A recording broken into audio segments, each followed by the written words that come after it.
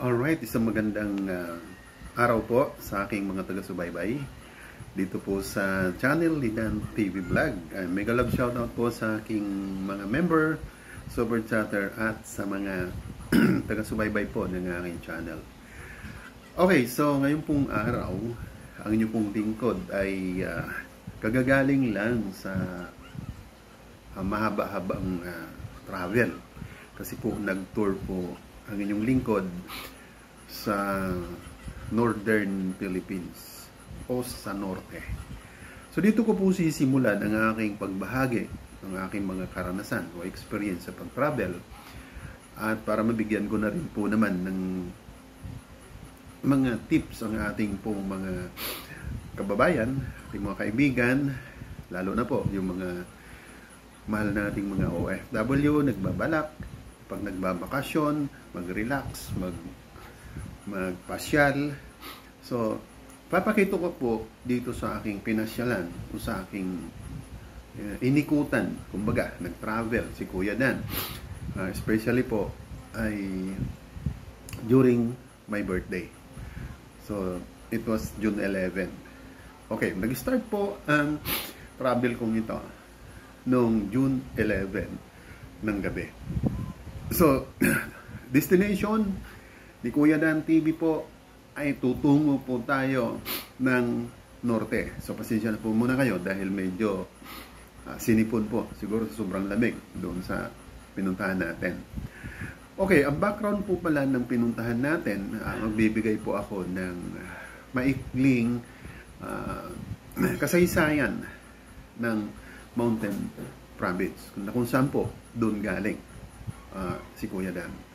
Okay, so sa mga dekada pong nagdaan, no, ang kabuuan po ng Cordillera region was identified by this one name na kung saan po ay yung tinatawag na Mountain Province.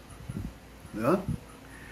It became in 1907. So, ng Mountain Province po is 1907. Pa yan na identified.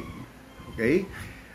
A special province of the Philippines composed of the sub-provinces of yung Bontoc, Lipanto, Amburayan, Ifugao, Kalinga, Benguet, at Apayao. Okay? Now, pagkatapos po, yun po, alalahanin po natin. Sa ngayon, tinagurian na po yan ang Mountain Province na Cordillera Region. Na dati po pinangalanan ito ng Mountain Province, na nahati-hati po sila yung mga sub-provinces na binanggit natin, na Bontoc, Lipanto, Amburayan, ganun po yan. Ifugao, Kalinga, Benguet, Apayao. So yun po yung composition yan ng mga 1907, so mga dekada pong nagdaan. So sa mga lumipas pong taon, mga Lods, ang Mountain Province po was further subdivided into 7. Subdivided ulit siya into 7 sub-provinces, which are yung Benguet, Bontoc, Ifugao, Lipanto, Amburayan, Kalinga, and Apayao. So na-divide na ulit kung mga lumipas ng mga taon. So, Amburayan later, yung Amburayan po, sa mga dumaan na mga araw, ay naano po siya, na-merge po siya sa Bontoc and Lipanto, no, with Benguet, to make up now 5 sub-provinces. So ngayon po ay 5 na lang na sub-provinces yan. Ano na lang po yung mga sub-provinces na yan? Okay, yung pong tinatawag na ngayon na Bibac,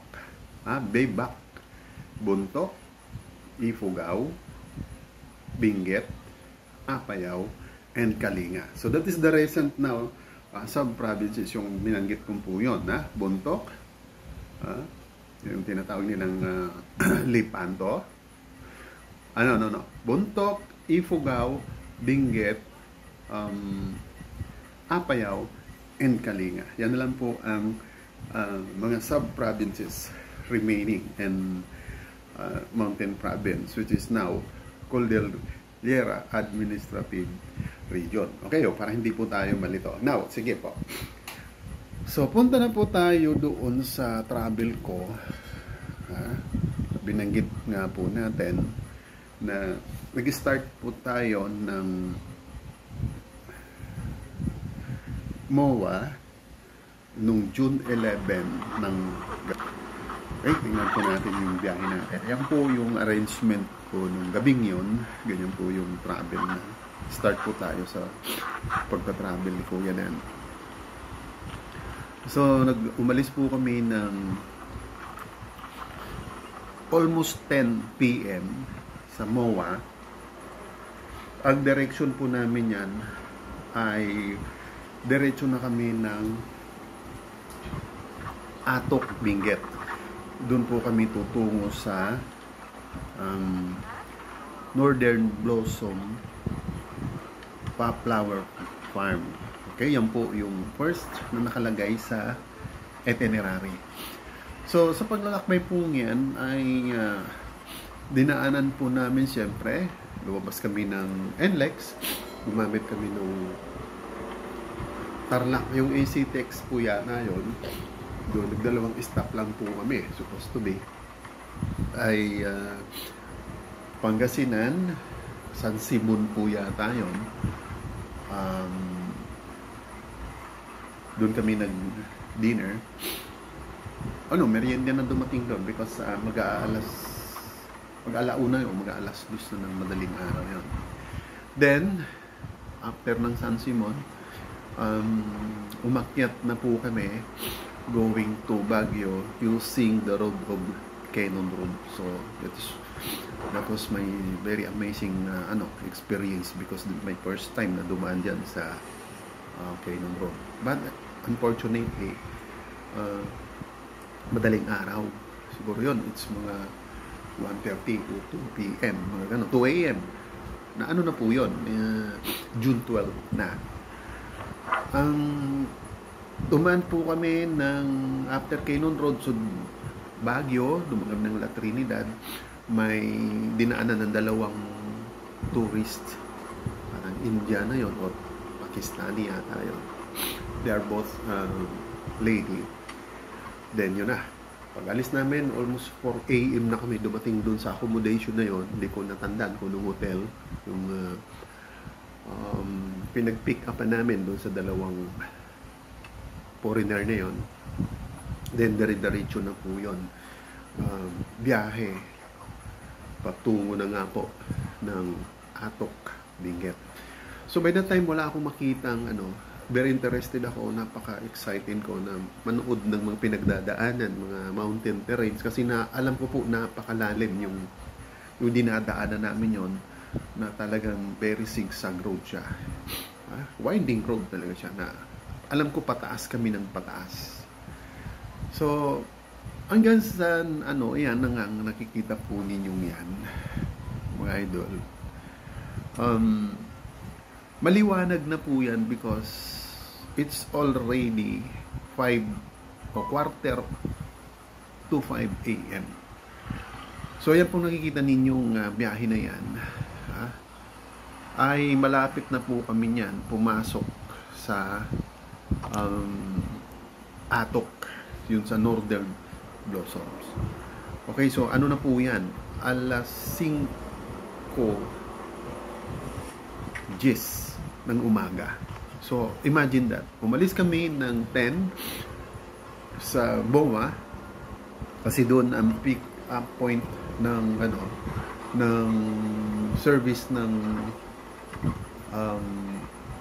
agency na yung nag-tour sa amin. Then nakarating kami diyan sa Atok na yan ay almost 5:10 a.m. Yan na po nakikita ninyo yan. Dire-diretso na po yan. So, Yan po ay alam namin napakataas yan kasi halos wala na kaming marinig. Yung tenga ko wala na naman. Parang punong-puno na ng hangin because of high elevations. Pero wala kaming makita side by side na nabangin because ang daming fog. Ang dami po dyan fog.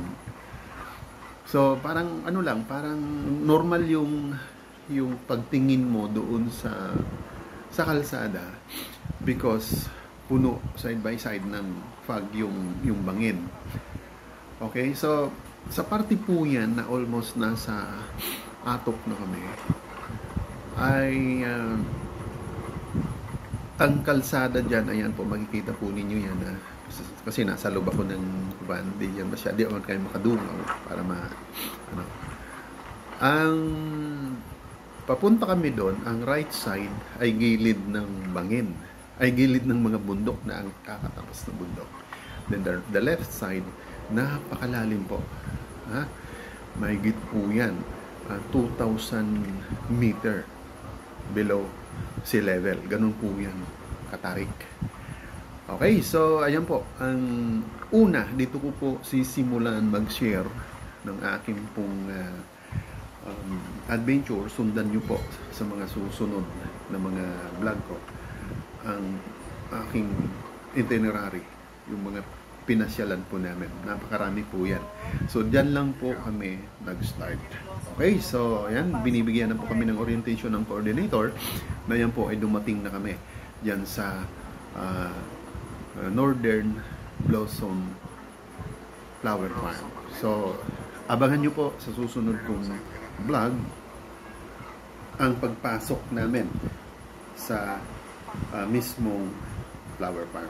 Okay, mega love shout out muna. Maraming salamat. Medyo exciting to. Samahan nyo po si Kuya Dan at itutur ko rin po kayo sa mga tourist spot na pinasyalan ni Kuya Dan TV Vlog. It was pa-birthday ko po yun sa sarili ko. May sponsor na ate ko, my first cousin, kaya tango tayo na sumama sa mga adventure na ganito at tour because it's my birthday also. Alright, so subaybayan. Dan TV Vlog is now signing off. See you in my next vlog. Papasyal ko po kayo sa mga pinasyalan ni Kuya Dan TV Vlog. Alright, bye bye.